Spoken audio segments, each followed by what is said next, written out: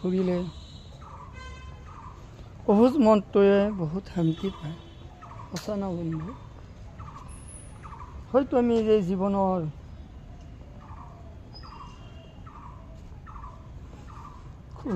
বাটৰ খোজত এটা জীয়া সপোন লৈ আমাৰ সময়বিলাক আমি অতিবাহিত কৰোঁ। হয়তো ইয়া প্ৰকৃতিৰ প্ৰত্যাৱৰ্তন। আমি সময়ৰ ওচৰত মই অকলে অকলে কিবা এটা বনাই আছোঁ, নেচাৰেলি কিবা কৈ আছোঁ অলপ। তাৰমানে হেৰি কবিতাৰ ভাষাবিলাক মই অকণমান কৈ নিজে এটা ব্লগ বনাই আছোঁ, মোৰ চেনেলত এৰি দিম। গতিকে জীৱনটোত আমি যিমান সহজ বুলি ভাবোঁ, হয় জীৱনটো বহুত সহজ। যদি আমি শুদ্ধ চিন্তা কৰি যাওঁ তেতিয়া আমাৰ জীৱনটোত কোনো কষ্ট নাই। কিন্তু এই জীৱনৰ বাটত যদি আমি চিন্তাবিলাক সহজ মনত নলওঁ, অকণমান কমপ্লেক্স মাইণ্ডত কৰোঁ, তেতিয়াহ'লে আমাৰ অবুজ মনটোৱে বহুত কষ্ট পায়, বহুত অশান্তি পায়।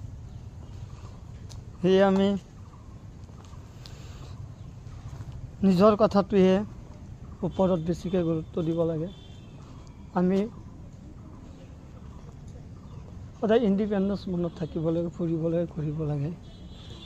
বেছি দুখ লাগিলে আমি আকাশখনৰ ফালে চাব লাগে। চাওক আকাশখন কিমান ধুনীয়া। থাকিবই জীৱনত কলা মেঘ থাকিবই, কিন্তু যেতিয়া আমাৰ মনটো বেছি কষ্টত থকা যেন অনুভৱ হয়, তেতিয়া জ্ঞানী মানুহে কোৱাৰ নিচিনা আমি আকাশখনৰ ফালে চাব লাগে। এই চাওক আকাশখন কিমান ধুনীয়া, কিমান ফৰকাল, বহুত ধুনীয়া। সেই আৰু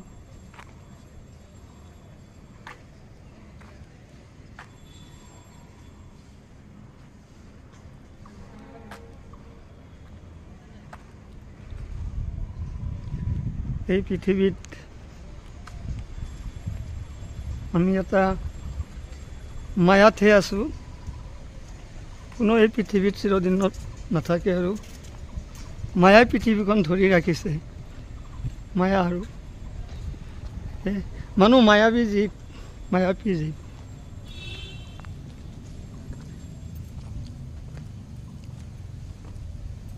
কেতিয়াবা নিৰ্জনতাৰ মাজত মনটোক যদি স্থিতি কৰি দিয়া যায়, তেতিয়া কিছুমান শুদ্ধ চিন্তা কৰা যায়। আমাৰ জাতিৰ পিতা মহাত্মা গান্ধীয়ে কৈছিল, সত্যমেৱ জয়তে। গতিকে আমি সত্যক অৱলম্বন কৰিব লাগে। এইটো আমাৰ জীৱশ্ৰেষ্ঠ মানুহৰ এটা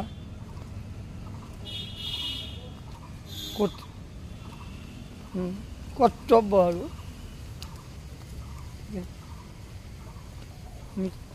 নিস্বাৰ্থ মনত যদি আমি আমাৰ সময়বিলাক অতিবাহিত কৰি যাওঁ, তেতিয়াহ'লে আমাৰ জীৱনটো অতি সুন্দৰ। আৰু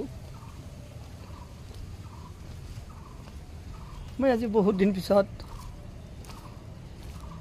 হয় মই যি জেগাখিনিত আছোঁ আমাৰ মহানগৰীতে, আৰু চাওক কিমান ধুনীয়া, একদম নিকা, বহুত ধুনীয়া। এই আৰু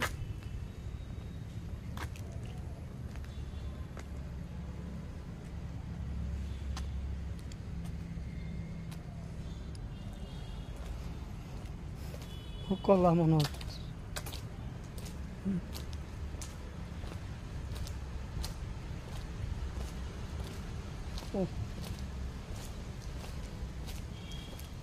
মই যেনিবা কোনোবা এটা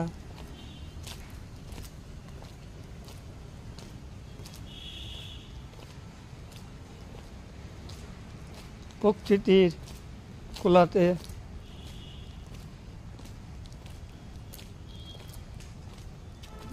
আছোঁ আৰু হয় গুৱাহাটী মহানগৰী বহুত ধুনীয়া এই মহানগৰী ইমান জনক লগ পালোঁ কিমানৰ লগত উঠা বহা কৰিলোঁ কিমানজনৰ লগত হৃদয়ৰ